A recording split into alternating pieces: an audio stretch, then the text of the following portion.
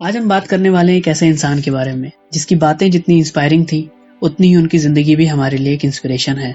एक ऐसा इंसान जिसका शरीर बेजान था लेकिन उसके बावजूद भी अपने दिमाग के बल पर उस इंसान ने विज्ञान की दुनिया में अपने आप को एक अलग स्तर पर पहुंचाया। हम बात कर रहे हैं स्टीवन हॉकिंस की।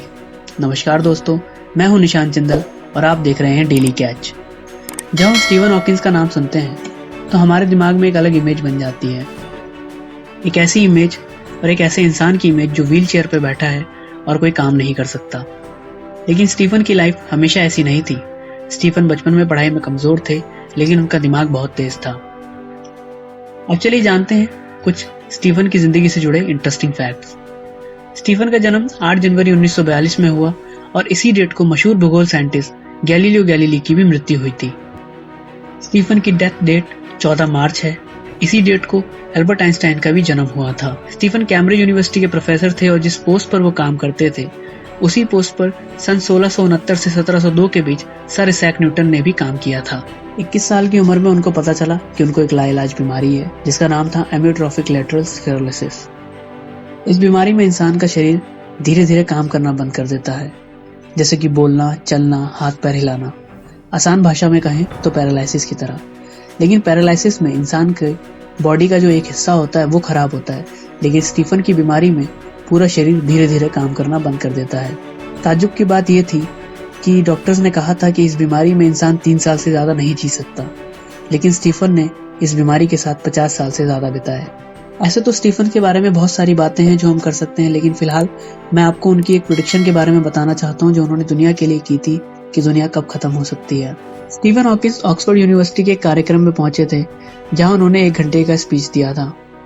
उसमें उन्होंने ये कहा कि उन्हें नहीं लगता कि इंसान जो है धरती पर 1000 साल से ज्यादा जी पाएगा। उन्होंने कहा कि एक बहुत बड़ा एयर स्ट्राइक ओवरड्यू है, मतलब कि बहुत सालों से कोई उल्का पिंड दुनिया से आकर नहीं टकराया है, तो आने वाले समय में ऐसा होकर रहेगा।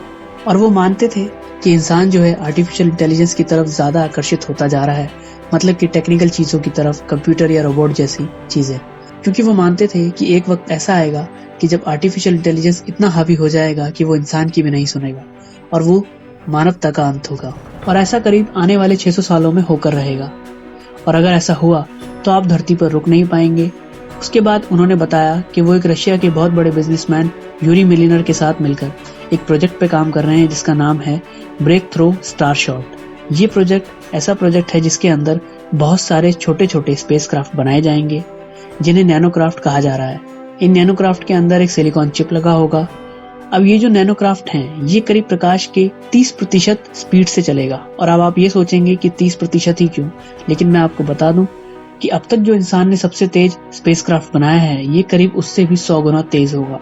और ऐसे हजारों स्पेसक्राफ्ट बनाकर तैयार करके अल्फा सेंटुरी नाम के एक स्टार पर भेजे जाएंगे। अल्फा सेंटुरी एक अर्थ के सबसे करीब एक तारामंडल है जहां पर अर्थ जैसे ही किसी ग्रह होने की संभावना है। ये सारे स्पेसक्राफ्ट वहां जाएंगे, करीब 20 साल का इनको समय लगेगा और वहां जाकर ये लोग डेटा भेजेंगे। किसी ऐसे ग्रह की तलाश करेंगे जहां पर इंसान जाके बच सकता है। तो यही थी कुछ बातें स्टीफन हॉकिंस से जुड़ी। स्टीफन हॉकिंस जैसे इंसान दुनिया में बहुत कम देखने को मिलते हैं और जिनकी लाइफ इतनी ज्यादा इंस्पायरिंग होती है। आशा करता हूँ आपको ये वीडियो पसंद आया होगा और अगर आपको ये वीडियो कैसा लगा ये बात हमें कमेंट में जरूर बताएं। तब तक के लिए धन्यवाद।